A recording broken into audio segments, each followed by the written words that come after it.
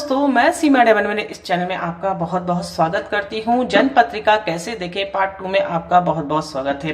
पिछले वीडियो में मैंने आपको बताया था कि चंद्र राशि और लग्न राशि हम कैसे ज्ञात करें।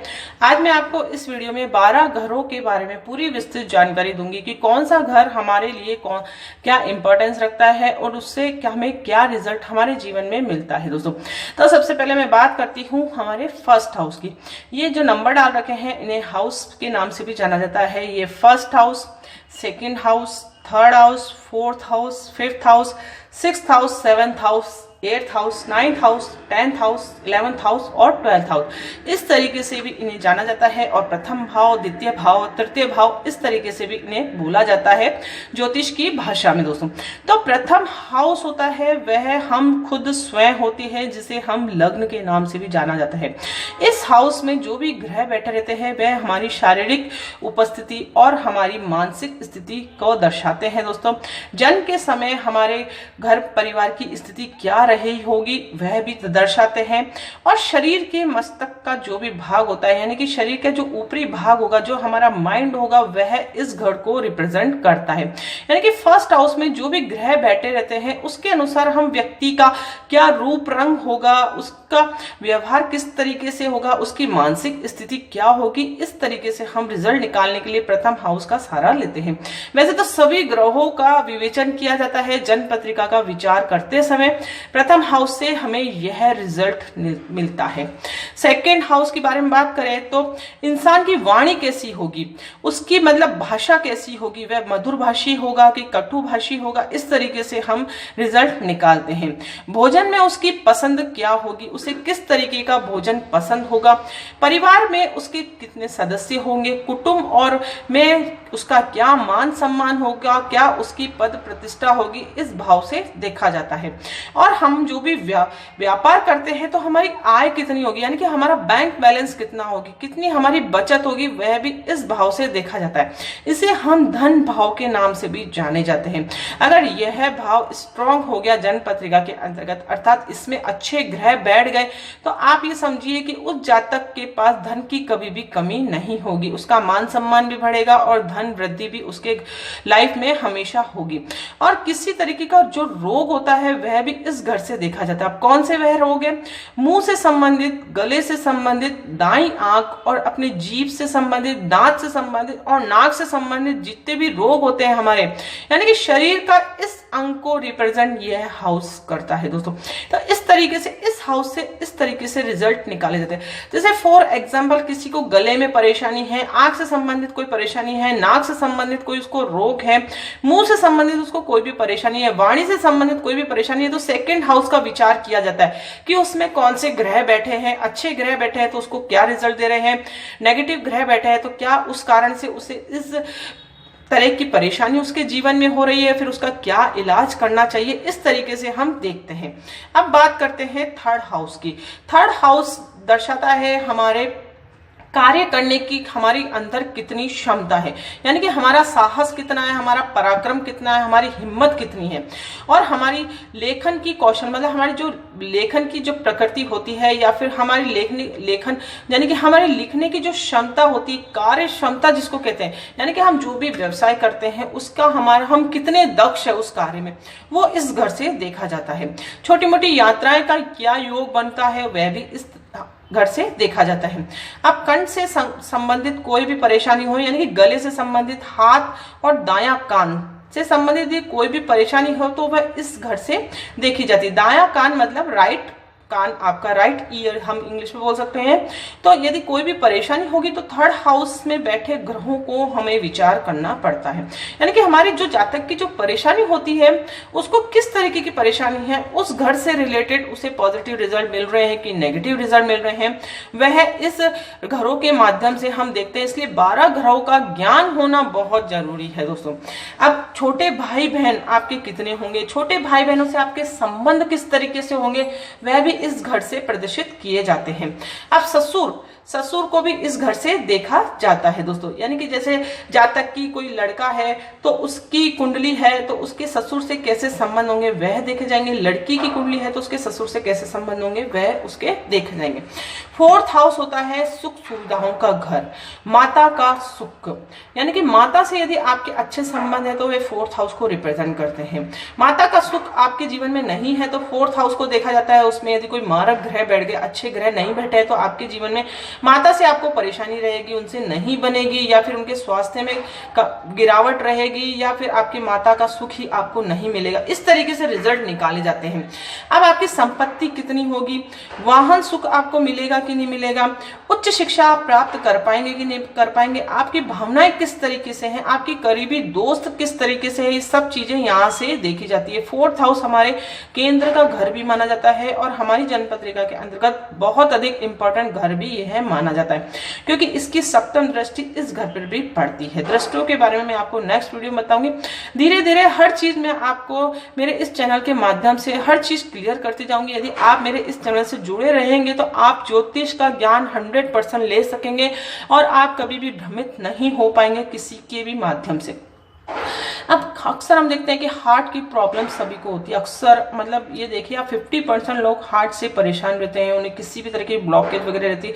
तो हार्ट से जितनी परेशानी होती है वह इस घर को रिप्रेजेंट करती है। यानी इस घर में यदि मारक ग्रह बैठ गए, अच्छे ग्रह नहीं है तो आपको हार्ट से रिलेटेड प्रॉब्लम वह देकर जाते हैं। इसलिए इस घर का बहुत अधिक इंपॉर्टेंट रोल होता है हमारी जन्मपत्रिका के अंदर। तो हार्ट से जितनी भी समस्याएं हैं वह इस घर से देखी जाती है। अब आता है 5th हाउस। 5th हाउस संतान पक्ष को दर्शाता है, यानी कि आपके संतान होगी, बेटा होगा कि बेटी होगी। शादी के बाद हम अक्सर नेक्स्ट क्वेश्चन यही रहता है कि हमारे संतान नहीं हो रही है, बेटा होगा कि बेटी होगी, तो इस घर से देखी जाती है दोस्तों। आपके दादा होंगे, बुद्धि, पढ़ाई, अभ्यास, आंतरिक निर्माण शक्ति और प्रेम विवाह, यानी कि लव मैरिज होगी कि नहीं होगी। अक्सर क्वेश्चन आता है कि हम उससे लव करते हैं, हमारी लव मैरिज सक्सेस होगी कि नहीं होगी। तो 5th हाउस का विचार करना बहुत जरूरी है। 5th हाउस से 5th हाउस, पंचम से पंचम भाव को देखा जाता है, लव मैरिज सक्सेस होगी कि नहीं उसके। अचानक धन प्राप्ति के योग हम अक्सर देखते हैं कि हमारे भाग्य में क्या हमारी जिंदगी ऐसे ही निकलेगी, हमारे को अचानक धन प्राप्त नहीं होगा, तो वह भी विचार इस दृष्टि से करा जाता है। यानी कि कोई ग्रह अच्छा बैठा, उसकी दशा कब चलेगी, उसकी अंतरदशा कब चल रही है, कब हमें अचानक धन प्राप्ति होगी। अब कोई व्यक्ति शेयर, सट्टेबाजी या फिर लॉटरी जैसे सिस्टम भी अपना जीवन में अपनाता है शॉर्ट वे में धन कमाने के लिए, तो वह उसका विचार भी इस घर से किया जाता है। और हमारे पिछले जन्म के पुण्य हमारे क्या है, कैसे रहे होंगे, वह भी इस घर को देखकर पता लगाया जा सकता है। अब शरीर के जितने भी अंग हैं हमारे अलग अलग घर को प्रदर्शित करते हैं दोस्तों।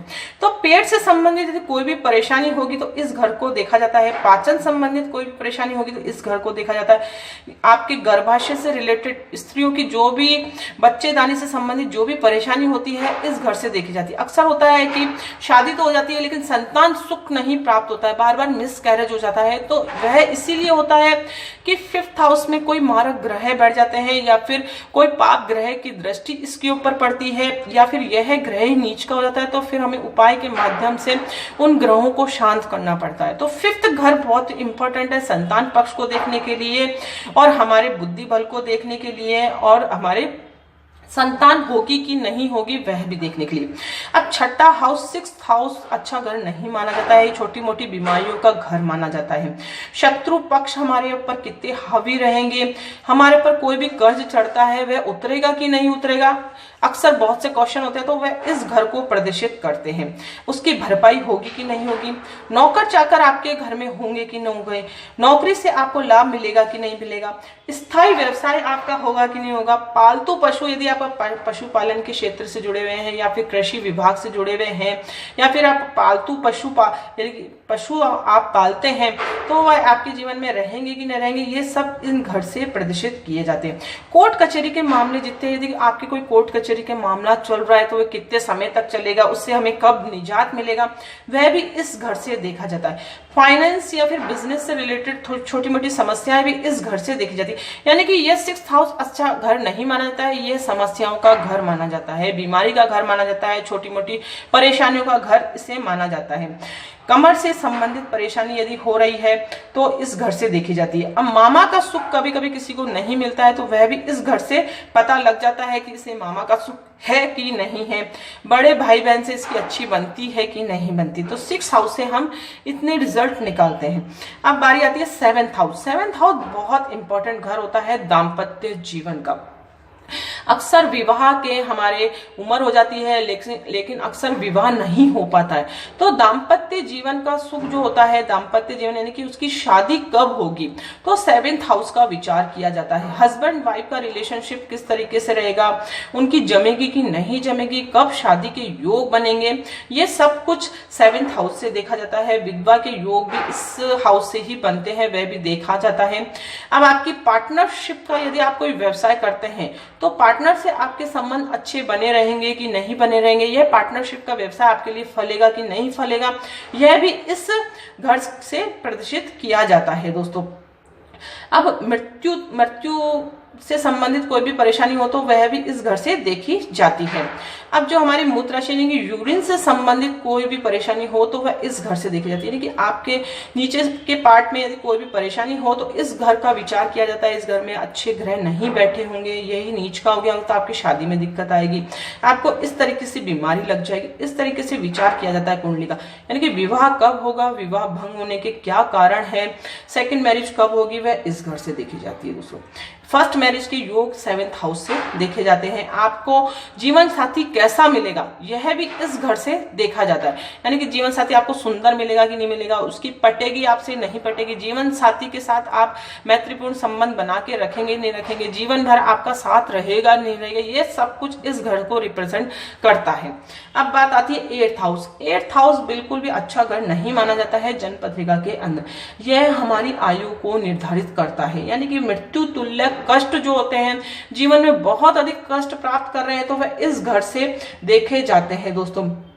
और लेकिन इसके कुछ पॉजिटिव रिजल्ट भी होते हैं कि विरासत में धन प्राप्ति के योग क्या होंगे वह भी देखे जाते हैं कि पैतृक संपत्ति देखी जाती है, या फिर गूढ़ मामलों में आपके भविष्य, या फिर गूढ़ आपके हम कह सकते हैं कि साइंटिस्ट जो बनता है इंसान वह इस घर से अगर अच्छे ग्रह उसके बैठे तो वह साइंटिस्ट बन सकता है। यानी कि जो गहरी खोज होती है वह इस घर से की जाती है।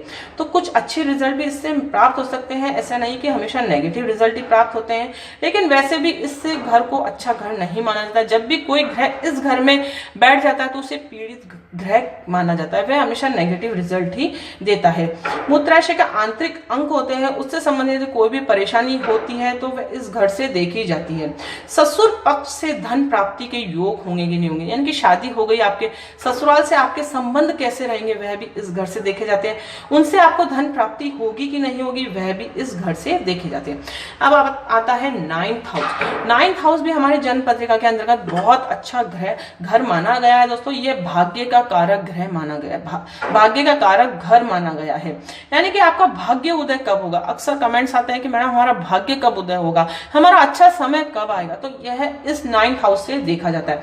आध्यात्मिकता की ओर यह घर भी ले जाता है, अर्थात यहाँ पर बैठे हुए ग्रह यदि अच्छे हुए तो आपकी पूजा पाठ में आपको बहुत अधिक रुचि होगी। तीर्थ यात्राओं के योग इससे देखे जाते हैं, दूसरी शादी के योग भी इससे देखे जाते हैं।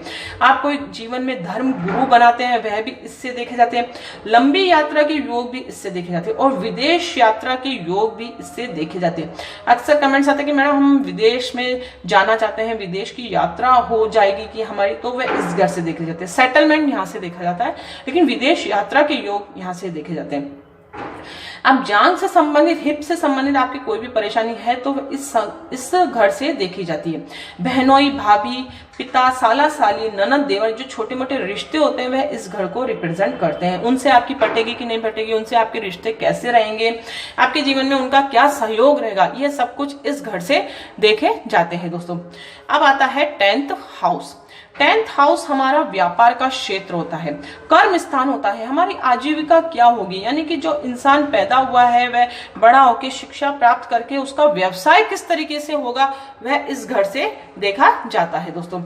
व्यवसाय और इसका प्रकार यश तिरस्कार होगा, उसको व्यापार में लाभ मिलेगा कि नहीं मिलेगा, उसका तिरस्कार होगा कि नहीं होगा, जो भी वे व्यापार कर रहा है उसे उन्नति प्राप्त होगी कि नहीं होगी, पिता से उसके लेन देन कैसे रहेंगे, पिता के सानिध्य में वह व्यापार करेगा कि नहीं करेगा, पिता का उसको आशीर्वाद मिलेगा कि नहीं मिलेगा, वंशानुगत व्यवसाय रहता है ना, कोई फैमिली बिजनेस टाइप्स, वह भी इस घर से देखा जाता है। वरिष्ठ से मेल से मन मेल भी इससे देखा जाता है, यानी कि आप कोई नौकरी कर रहे हैं तो आपके उच्च अधिकारियों से आपके संबंध किस तरीके से रहेंगे, वह भी इस तरीके से देखे जाते हैं। और शरीर का जो घुटने का पार्ट होता है वह इससे देखा जाता है। अब ससुर का घर यह है तो हमारी सासू माँ का घर 10th हाउस होता है, क्योंकि यहाँ पर माता का घर है तो यहाँ सासू माँ का घर होगा। इस तरीके से ये 10th हाउस को रिप्रेजेंट किया जाता है दोस्तों। ये 11th हाउस की 11th हाउस लक्ष्मी स्थान कहला जाता है दोस्तों। व्यापार से हमें लाभ होगा कि हानि होगी, यानी कि कोई भी हम कार्य करते हैं तो उसमें हमें मुनाफा होगा या हमें घाटों का सामना करना पड़ेगा, इस घर से देखा जाता है दोस्तों। पुत्र वधू आपकी इस घर से देखी जाती है। दामाद आपके कैसा होगा वह भी इस घर से देखा जाता है। बुआ, चाचा, दोस्त इत्यादि जो भी रिश्ते होते हैं हमारे, वह इस घर को प्रदर्शित करते हैं दोस्तों। बायां कान आपका, उससे कोई परेशानी है तो वह इस घर से देखी जाती है। लेफ्ट ईयर इस घर से देखा जाता है दोस्तों, यानी कि हमारे शरीर में कोई भी परेशानी है तो वह अलग अलग घर को प्रदर्शित करती है। अब बाएं कान से संबंधित आपको कोई भी परेशानी होगी तो इस घर से परेशानी होगी, तभी बाएं कान में भी आपको परेशानी होगी, तो इसलिए इस घर को देखा जाता है। अब बड़े भाई बहन से आपके कैसे रिश्ते रहेंगे, उनसे बनेगी कि नहीं बनेगी, आपको सहयोग मिलेगा कि नहीं मिलेगा बड़े भाई बहनों का, तो 11th हाउस का विचार करके देखा जाता है। उसमें कैसे ग्रह बैठे हैं या फिर कोई पाप ग्रह की दृष्टि तो इस घर के ऊपर नहीं पड़ रही है, जिससे इसके जो शुभ लाभ है वह हमें नहीं प्राप्त होते हैं। अब आती है 12th हाउस की बारी। 12th हाउस भी अच्छा घर नहीं माना जाता है, यह खर्चों का घर माना जाता है। हॉस्पिटल के खर्चे हो रहे हैं हमारे जीवन में, यानी कि शरीर से हमें बहुत परेशान है, घर परिवार में बहुत अधिक हॉस्पिटल के खर्चे, हमारी जो भी इनकम है उसका आधा हिस्सा हॉस्पिटल पे खर्च हो जाता है, तो वह इस घर से देखा जाता है। यहाँ पर कौन से ग्रह बैठे हैं, उनका क्या हमारे जीवन में परिणाम हमें प्राप्त होता है, व्यय खर्च, उसके प्रकार। चोरी से हानि, यानी कि कई बार ऐसा होता है कि हम कोई भी व्यवसाय करते हैं तो उसमें चोरी बहुत अधिक होती है, तो वह भी इस घर से देखी जाती है। लंबी बीमारी आपके कोई परेशान कर रही है तो वह भी इस घर से देखी जाती है। अब जेल की यात्रा, आपने कोई ऐसा बुरा कार्य करा है और अब आपको जेल जाने का समय आपका आया है कि नहीं है, या फिर जेल जाना पड़ेगा, इस जो भी आपने कोई बुरा कार्य करा है तो अक्सर क्वेश्चन आते हैं कि हमें इससे क्या मतलब हानि होगी, क्या जेल की यात्रा करनी पड़ जाएगी, तो वह इस घर से देखी जाती है। अब विदेश में सेटलमेंट होना चाहते हैं कई लोग, तो इस घर से देखा जाता है। कई लोगों को सपना होता है कि हम विदेश में ही रहें, विदेश में ही हम व्यापार करें, तो वह इस घर से देखा जाता है। इसमें कोई अच्छे ग्रह बैठे होंगे तो आपके विदेश के योग बनते हैं। इंपोर्ट एक्सपोर्ट का कोई भी बिजनेस होगा, यानी कि विदेशों से आपका क्या व्यापार है, वह भी इस घर से देखा जाते हैं। आपके कोई गुप्त शत्रु है जो आपको नहीं पता लेकिन आपके शत्रु है तो वह इस घर से देखे जाते हैं। मृत्यु के बाद आपकी स्थिति, मोक्ष, त्याग, दीक्षा, अक्सर हम देखते हैं कि जैनियों में मतलब दीक्षा ली जाती है, तो वह इस घर से देखी जाती है कि उसके मन में ऐसी कौन सी भावना उत्पत्त हुई, यानी कि उसके मन में ऐसा कौन सा विचार आया कि उसने दीक्षा ले ली, तो वह इस घर से देखी जाती है। कौन से ग्रह बैठे हैं, उनका क्या प्रभाव पड़ता है हमारे जीवन में, ये सब कुछ इस घर से देखे जाते हैं। पैरों के तलवे, बाईं आंख इस घर से देखी जाती है। बाईं आंख से आपको कोई भी संबंध परेशानी है तो वह इस घर से देखी जाती है। यानी कि हमारी जनपत्रिका के 12 घर होते हैं, वे अलग अलग रिजल्ट हमारे जीवन में देते हैं। आपका क्या क्वेश्चन होता है उस अनुसार हम उस घर का विचार करते हैं और उससे रिजल्ट निकालते हैं। आपको अच्छा रिजल्ट मिलेगा कि नेगेटिव रिजल्ट मिलेगा, नेगेटिव रिजल्ट मिल रहा है तो हमें क्या उपाय करने चाहिए, सब कुछ कुंडली के माध्यम से जाना जा सकता है दोस्तों। इसलिए ज्योतिष एक विद्या है, इससे आप भ्रमित मत होइए। किसी के अज्ञानतावश आपको कोई डराए धमकाए कि आपके साथ ऐसा होने वाला है, ऐसा वाला, उस चीज से आप निकले। इसलिए मेरा ये एक प्रयास है कि आप खुद समझें इन चीजों को। इसमें कोई भी, ये हमारे ऋषि मुनियों की बहुत पुरानी विद्या है, लेकिन इसको एक बिजनेस बना लिया गया है, लोगों को डरा धमका कर कि तुम्हारे ऐसा है, तुम्हारे ये दोष है, तुम्हारे वो दोष है, पैसे ऐंठने का कार्य कर दिया गया है। इसलिए आप भ्रमित ना हो, आपको ज्ञान हो, इसलिए मेरे वीडियो बनाने के प्रयास है। आई होप आपको मेरा वीडियो बहुत अधिक पसंद आया होगा। यदि आपको पसंद आया तो इसे आप ज्यादा से ज्यादा लाइक करें और दूसरों के साथ भी इसे शेयर अवश्य करें दोस्तों। जितने आप अधिक शेयर करेंगे उतना ही ये वीडियो आगे से आगे बढ़ेगा दोस्तों। और आपके कोई भी सुझाव तो कमेंट्स के द्वारा मुझे जरूर बताएं, ताकि आने वाला नेक्स्ट वीडियो में आपके लिए बहुत अधिक बेटर से बेटर ला सकूं। और आप मेरे इस चैनल पर पहली बार आए तो इसे आप सब्सक्राइब करके जरूर रखें, ताकि आने वाला नेक्स्ट वीडियो आप तक जल्द से जल्द पहुंच पाए। तो मिलते हैं नेक्स्ट वीडियो में कोई इंटरेस्टिंग टॉपिक के साथ। तब तक के लिए thank you and bye bye.